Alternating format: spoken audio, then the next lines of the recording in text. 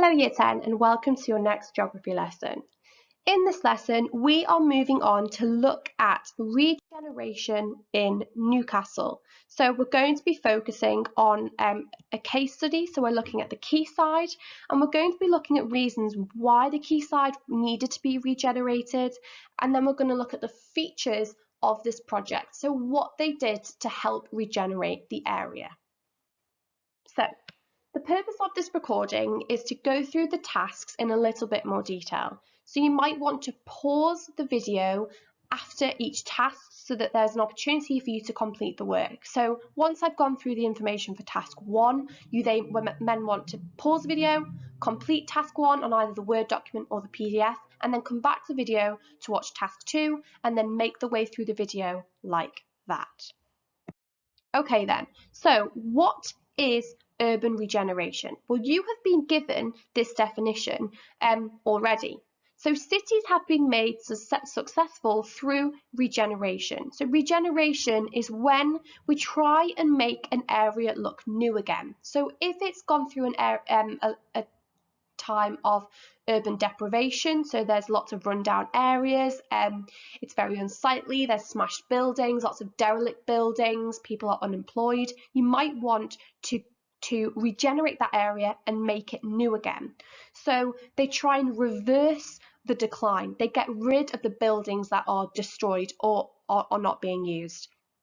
They improve the houses, they build more houses, houses that are of different quality, houses that are more affordable, they improve the shops and they add in more jobs so that they can reboost the economy and improve employment rates.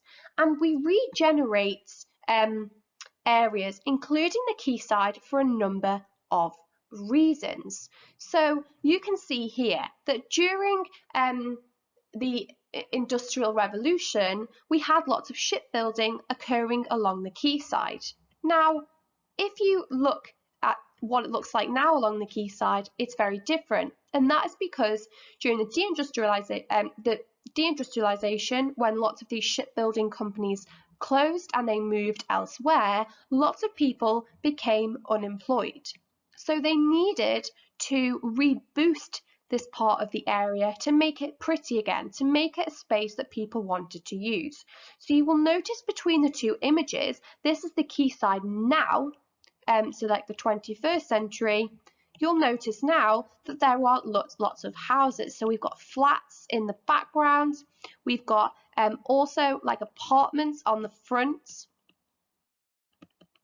We have further down, we have lots of buildings that people will work within.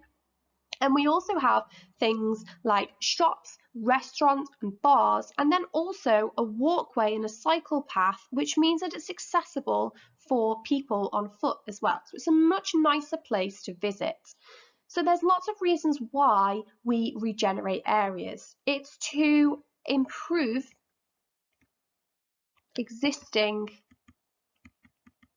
buildings.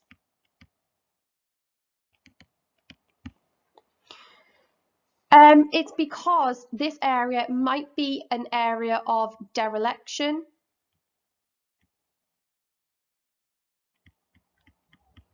So it needs to be updated.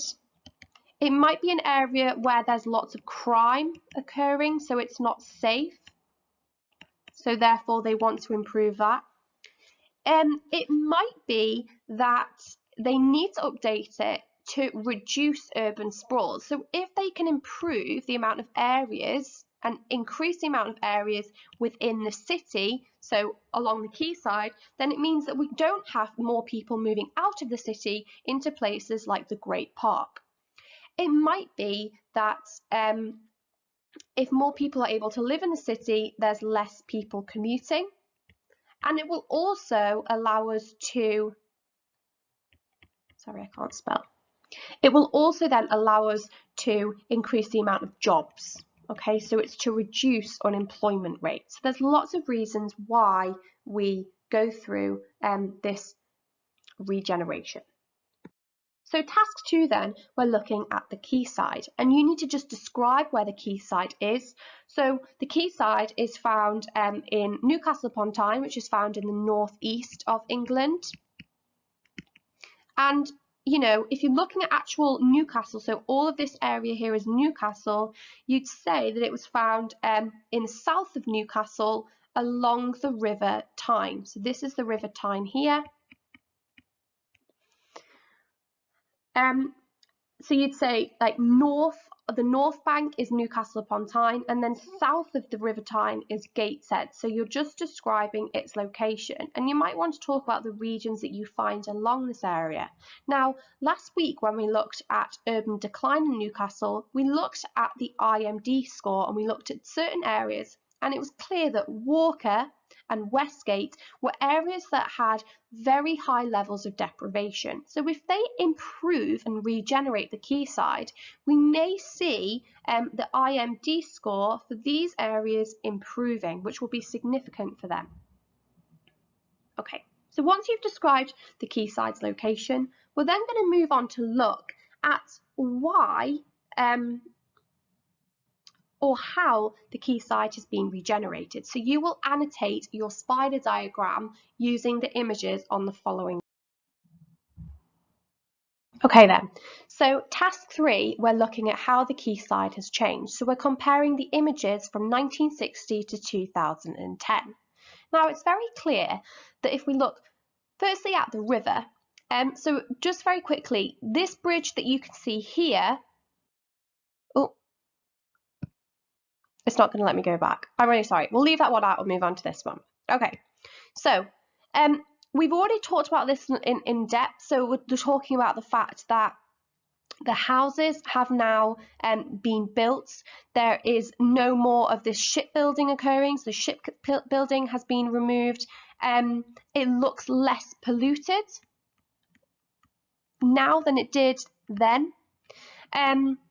It's more accessible. So there's a path for pedestrians and also for cyclists, which means it's more accessible for people that live there and also for the public, cyclists, tourists.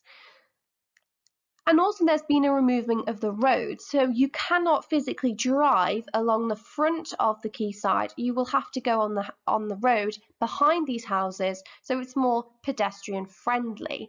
Now that suggests that they've tried to make it more of a space that only pedestrians can use. It will feel safer, there'll be less accidents, and it also has meant that along the quayside on every Sunday, they have markets. So markets will encourage people to go to this area, and it will also encourage the amount of money that's flowing through the quayside that maybe wasn't flowing through the quayside in the 60s.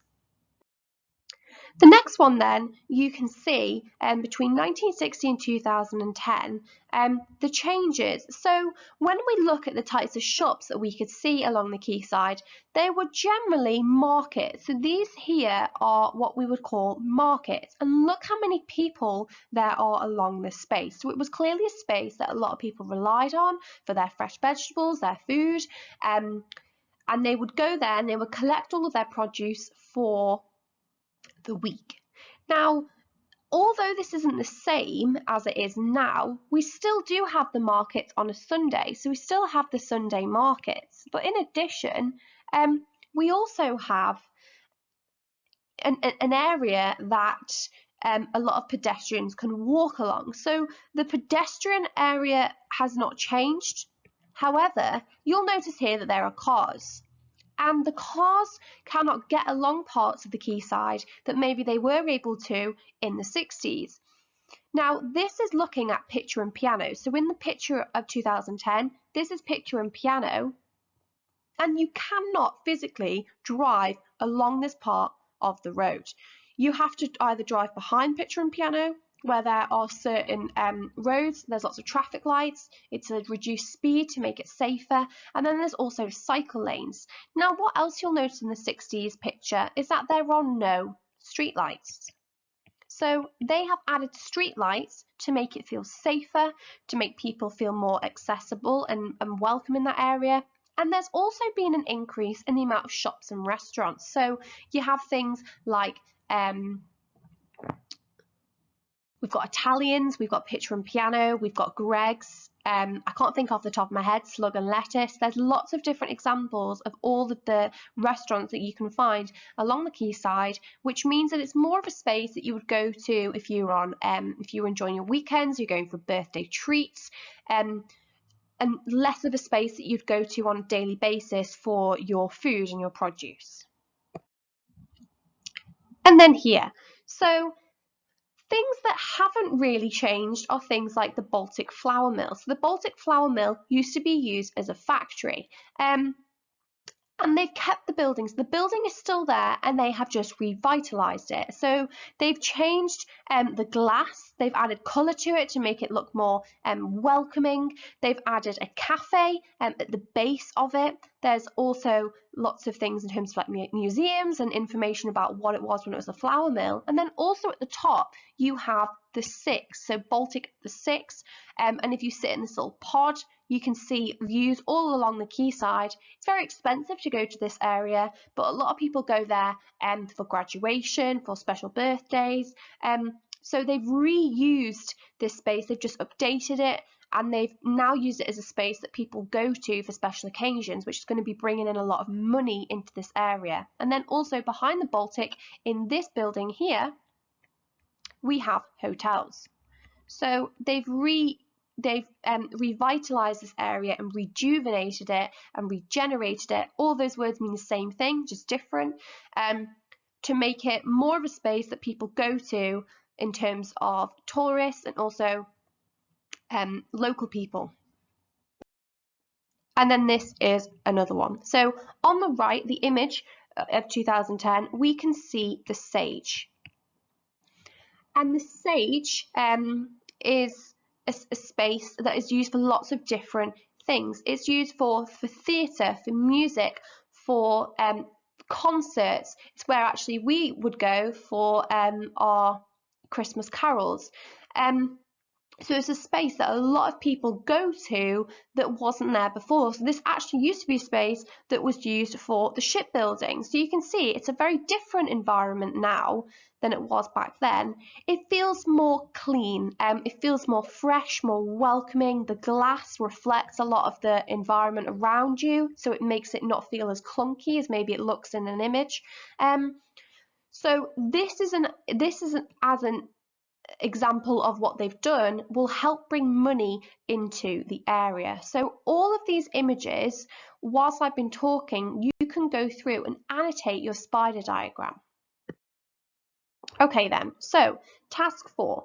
In this task, we are looking at how the quayside and why the quayside needed to be redeveloped. And that's really important because we're not going to change an area or a space if it doesn't need to be changed.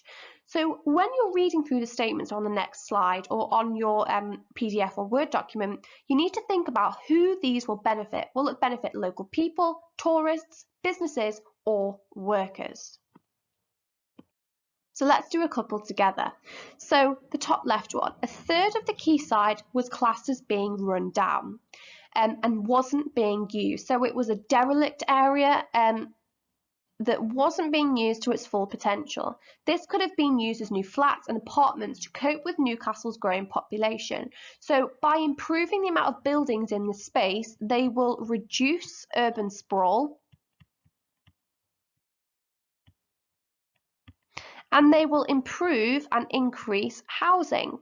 So the council will be happy because it will improve the economy in that area, and also the local people that live nearby or people that work in the city will be happy because they will be able to get a space close by to work so that they don't have to commute as far.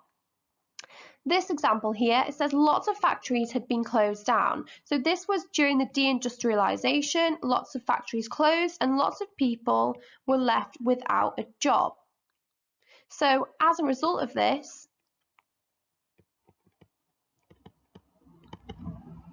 things needed to be done. They need to remove those factories that were derelict, that were abandoned, where there was crime going on within them, and they needed to change them into spaces that could be used. So some of the factories were converted into spaces where there's lots of new little shops. They were converted into spaces that are museums, restaurants and bars, and all of these would create new jobs which would boost employment rates, and they would also boost the economy.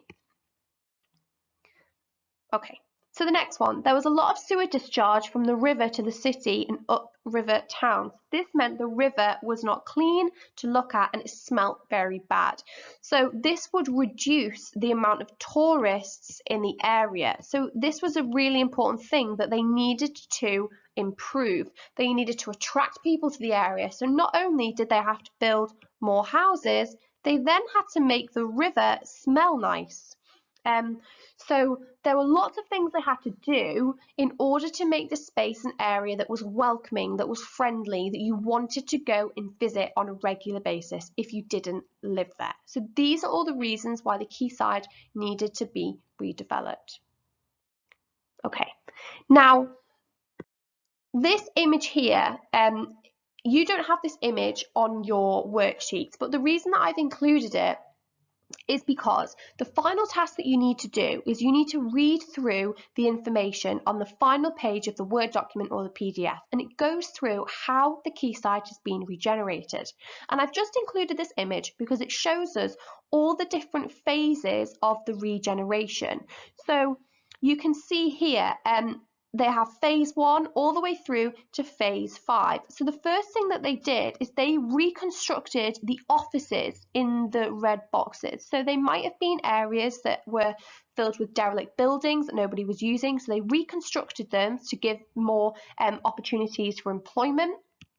So once they were attracting people into that area in businesses, they then started to focus on car parks. So then the car park was added. So if you have more people living in that area, working in that area, you need more car parks.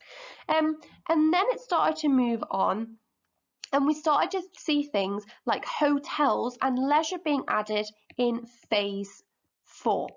So you might want to use this image when you're looking and completing the final tasks of this lesson. You might want to look back at this to see actually where things happened, because generally the final phases were things, so they started off with the businesses, they got people there through their business, then they added car parks, then they added houses, then they added hotels and leisure, and then they added shops and restaurants to make people want to be attracted there, not just for businesses. So once you've completed all the tasks, you need to make sure that you upload all of your work into the assignment folder for this lesson. And then in your lesson on Thursday or Friday, you will need to have access from your notes or to your notes from Monday and Tuesday's lesson, as you will be completing a 6-mark question on the regeneration of the quayside, in addition to shorter questions that will self-mark. If you have any questions about the work, please send me a message on It's Learning, and good luck.